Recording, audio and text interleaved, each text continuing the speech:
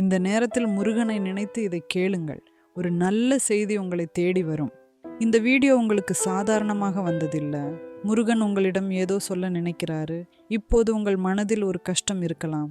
யாரிடமும் சொல்ல முடியாத வலி இருக்கலாம். ஆனால் இந்த வீடியோ முடிவதற்குள் உங்கள் மனதில் ஒரு நம்பிக்கை பிறக்கும். பலர் வாழ்க்கையில் எல்லாம் முடிந்து விட்டது என்று நினைத்த நேரத்தில் முருகன் ஒரு வழியை காட்டியிருக்கிறார். கண்ணீர் விட்டவரை கைப்பிடித்து எழுப்பியிருக்கிறார். அதனால்தான் சொல்வார்கள், முருகனை முழு மனதுடன் அழைத்தால் அவர் கண்டிப்பாக வருவார் என்று. ஒரு பெண் தினமும் அழுது கொண்டே தூங்குவாராம்.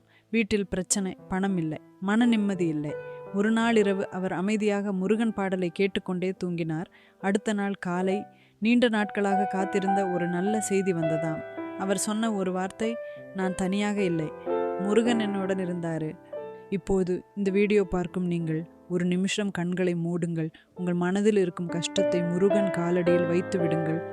ஓம் சரவணபவா, ஓம் சரவணபவா, ஓம் சரவணபவா. இந்த வீடியோவை இன்றைக்கு இரவு கேட்டவர்கள் வாழ்க்கையில் ஒரு நல்ல மாற்றம் நடக்கட்டும். உங்கள் வேண்டுதல் நிறைவேற காமெண்டில் வேல் முருகன் என்று எழுதுங்கள். முருகன் அருள் அனைவருக்கும் கிடைக்கட்டும். யாமிருக்க பயமேன். இந்த வீடியோ உங்களுக்கு பிடித்திருந்தால் உங்கள் நண்பர்களுக்கு பகிரவும். நன்றி, வணக்கம்.